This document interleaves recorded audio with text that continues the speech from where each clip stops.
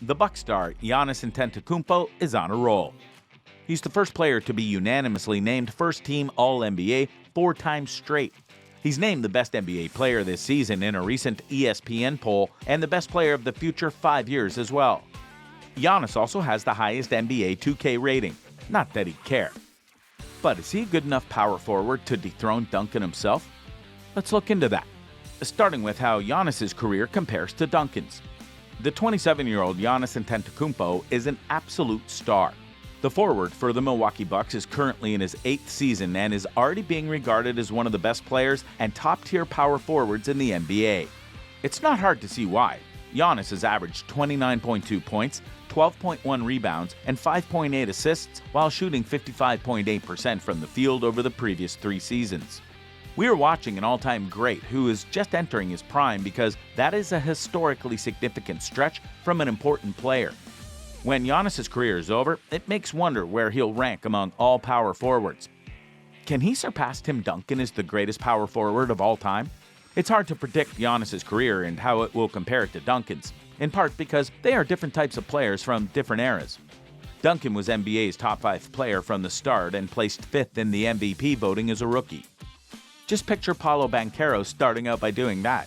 Giannis, on the other hand, needed 5 seasons to reach that level.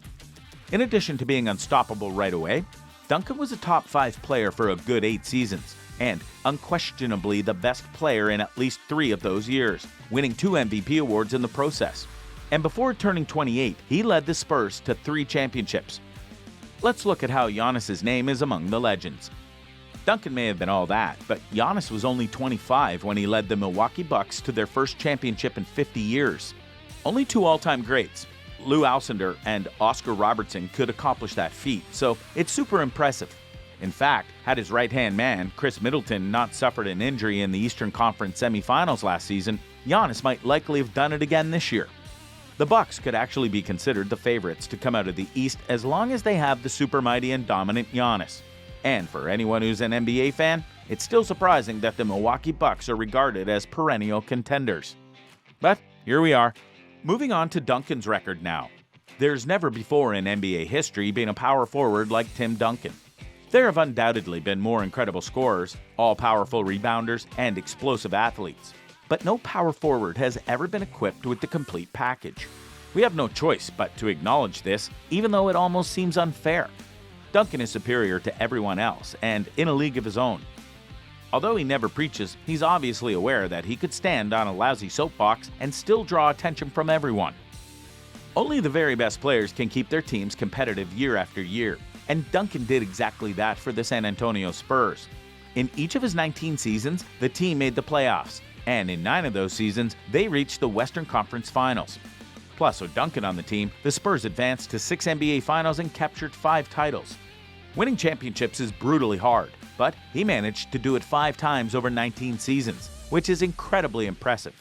Duncan won 2 Most Valuable Player awards back-to-back in 2002 and 2003.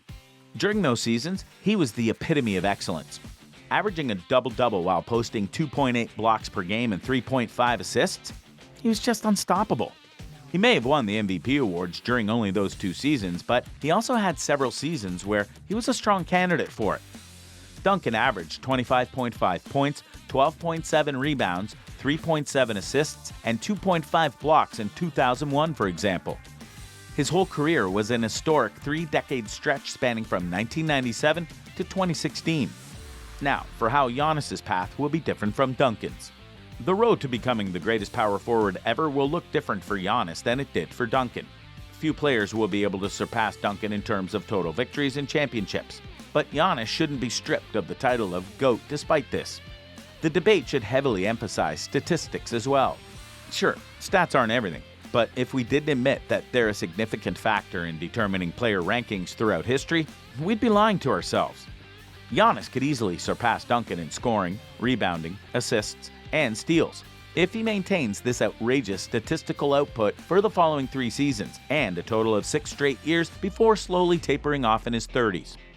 In fact, many also claim that he'd even outperform Duncan in field goal percentage. If that doesn't convince you, what about hardware? Both he and Duncan have won 2 league MVP awards, but Giannis has a chance to win a third MVP and a second Defensive Player of the Year award. If so, he'd one-up Duncan in terms of MVPs and double Duncan in terms of Defensive Player of the Year awards. To be fair, Duncan is one of the best defensive players in NBA history, and he really should have taken home 3 DPOY awards. What's more, Duncan's prime happened during one of basketball's slowest periods. The Spurs frequently played at a slow tempo.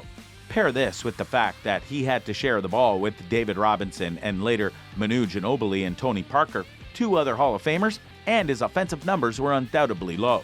Overall, Duncan's statistics are still awe-inspiring. Still, he decided to forgo personal recognition in favor of team success. Not that Giannis hasn't done the same, but even without the rings, his resume could very well match, in fact, even top Duncan's. That should guarantee he'll eventually surpass players like Dirk Nowitzki, Kevin Garnett, and Karl Malone. But will he top Duncan? That's the real question, and that remains to be seen. Duncan leading the Spurs to 5 championships should be the deciding factor in the argument over the greatest power forward of all time. If championship rings are truly the be-all and end-all, that is. Even though Robert Horry has won 7 titles, some might argue that he isn't the best power forward because, unlike Duncan, Horry was more of a role player. This is why Duncan will continue to hold the title of greatest power forward of all time unless Giannis surpasses him. Let's look at other incredible power forwards. Now, many may also argue that Karl Malone is the greatest power forward there ever could be, and they're not very wrong either. Apart from being named to 13 All-Star teams, 11 All-NBA first teams, 1 All-NBA third team, 3 All-Defensive first teams, and 1 All-Defensive second team, Malone had a stellar 19 run with the Los Angeles Lakers and Utah Jazz. He also won 2 regular season MVP awards during this time. He is second only to Kareem Abdul-Jabbar in terms of NBA's all-time career scoring. No, he unfortunately never won a single championship, but he came close in 1997 and 1998 against Michael Jordan's Chicago Bulls and then in 2004 against the immensely talented Detroit Pistons. So why claim that Malone is superior to Duncan when he hasn't won a ring? Well, for one thing, his Jazz team had to play the Bulls, the best team in NBA history. Led by Michael Jordan and Scottie Pippen in the 1990s, the Bulls were absolutely unbeatable. This brings us to the question, would Duncan's Spurs have faced Bulls the way Malone did? Probably not.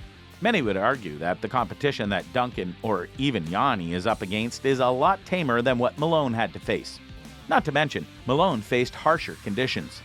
It won't be wrong to say that Malone would have definitely won titles in both 97 and 98 with the Jazz if Jordan wasn't around back then. And also, if Hakeem Olajuwon wasn't so formidable, Malone would have probably won another ring in 94. Oh, and those darn injuries. He would have also won a title as a Laker if he hadn't been injured during the 04 finals. But then again, way too many ifs and buts. Doesn't work that way. You could say that Duncan, too, would have been the greatest athlete had he focused on himself entirely instead of on his team's success. He could have jumped ships for a juicier check and had a different side for better results. But he chose to remain with the Spurs for 19 years, making it one of the most incredible sides. And this is why Malone's fundamentals, compared to Duncan's, seem mediocre, and he in no way can lay claim to that throne. But Giannis may, someday. Right now, he seems to be the most promising new power forward. He's got it all going for him, and if he remains on track and continues to deliver season after season, who knows? He really may dethrone Duncan for good. And with that, it's a wrap for this video. Do you think that Giannis can be the greatest power forward? Comment below and let us know. Don't forget to give this video a thumbs up. We'll see you in the next one.